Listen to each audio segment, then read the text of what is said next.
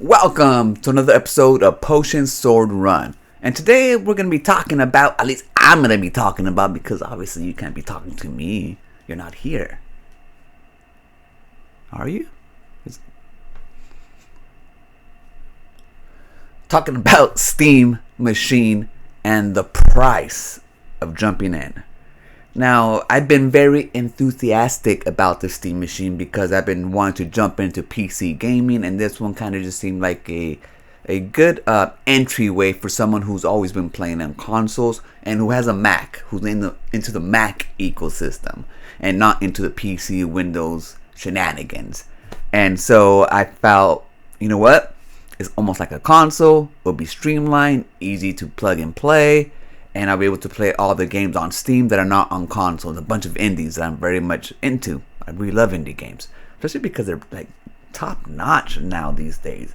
Not just with the visuals, but innovation and fresh thinking out of the box. I like that. They're not trying to like reach numbers. When it comes to selling their games, quotas. They just want people to buy their games because they want to continue to make games. Anyways, so when I first came out, it seemed like, yes, perfect, but I was thinking about $500, like the price of a console. But they are thinking a price of a PC. Now, they said an entry-level PC, which is probably like about, I say $800, $700, But people out there are speculating that it might cost up to like $1,000 for the Steam machine. And to tell you the truth, anything above 500 is already like a big ask for someone like me. I mean, might as well just save that money and jump in next generation on a PC or something, or just wait to see what the next generation consoles are doing, because this Steam machine is not a next generation console. It's weaker than my Xbox Series X. But the thing is, my Xbox Series X doesn't have Steam OS on there. Now, Xbox doing what they're doing, trying to play anywhere and trying to have different launchers on their systems like they do on the ROG Ally X, and what they're going to do on their next Xbox, intrigues me. Now, if somehow through some magical, update, they can put the OS launcher on my Xbox Series X that I have now, then I won't need to buy the Steam machine. That would be the best of everything, because it has the same power or more than the Steam machine, but yet I get access to all those games that I don't have now. And that's what I want, the access to those games, but I want it in a way that doesn't require a lot of work or headache when it comes to playing my games. I just want to turn on my system, I want to click on the game, and that's it. So now I'm, pretty much I have to wait and see how much it's going to cost. I'm going to wait to see what Xbox does next. Like I said, I'll be willing to jump in and buy another console, and even, get a new set of library of games on Steam, because I only have a few on my Mac, and build a whole library on there if the price is right. But by all accounts out there, from all the people who have been talking to the people in the know, even though they haven't gotten a concrete answer, have gotten, indications that the price is going to be high. And that really, really sucks, because I was so excited for it. So again, like before, I would always just buy everything, I want to, like right now I have a PlayStation 5, I hardly ever use it. I need to finish Death Stranding. That's what I've been wanting to do, so I can get into the second one, because I heard the second one's even more better than the first one.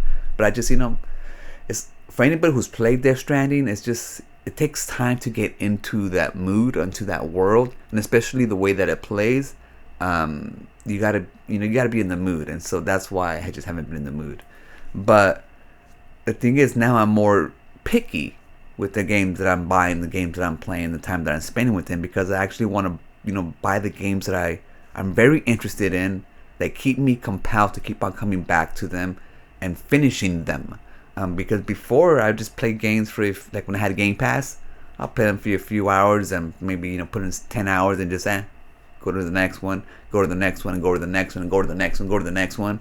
And so now I feel like I'm more committed to the actual games that I'm playing and investing my time in.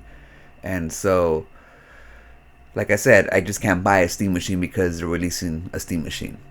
It has to fit my lifestyle, and my lifestyle isn't spending so much freaking money on these consoles, especially when the power parity is the same with the consoles that I have now.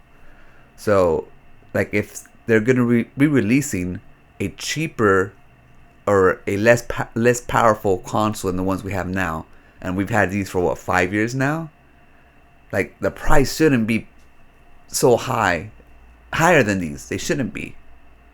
But that's what the rumors or everything's saying. But like I said, it's just rumors. We have no concrete answers yet.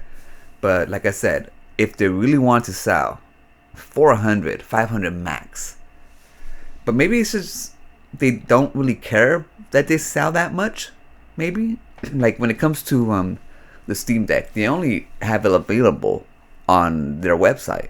You can't buy it at local stores or big chain markets or whatever you call them, big store markets. I don't even whatever, Walmart's, Best Buys. You can't buy them there. And by all indications, they're not going to be selling the Steam machine or the Steam frame at these places either. So they're going to be niche products. 3 million Steam Decks sold. So maybe that's where their head is. Maybe a little less. So maybe they're only going to be building limited amounts. And if they need to build a little bit more, then maybe they will. But I don't know. I just think that the price needs to be right for me to jump in. Just because I'm just tired. Tired of everybody nickel and diming the shit out of everybody. I just really am.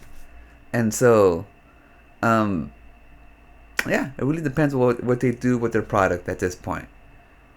I really hope that everybody is wrong out there and they do launch it at an affordable price, $400 with the controller, and subsidize it with, they're going to be making their money back on this Steam OS. I know people don't want to take a loss in this economy, but I get like again, I know I'm going in circles, but again, I said maybe they don't even care how many they sell. If they sell 1 million, then that's probably like good news for them. If they sell 500,000, then maybe they're just like, whatever, we just have more people, in OS, or just different ways for them to jump in. It ain't like they're desperate to sell these. I mean, they have Steam OS. That's where they make all their money, so they don't even have to make games anymore. We all know this already. So this is kind of just like sprinkles on the sundae, maybe extra nuts, maybe extra caramel and stuff, another piece of banana. I don't know. It just seems more and more and more. It's like being overindulgent, and you're able to do this. Why not do it? And you're not relying on it, and that's why you don't mind pricing it, where you're not going to lose any money on it, or maybe even make a profit. Because, like I said, it's a niche product, and people who want it are going to buy it, and it's not meant for the people out there who are just going to be picking it up casually, I guess. So I guess by that logic, then I'm sure it's going to probably be priced high.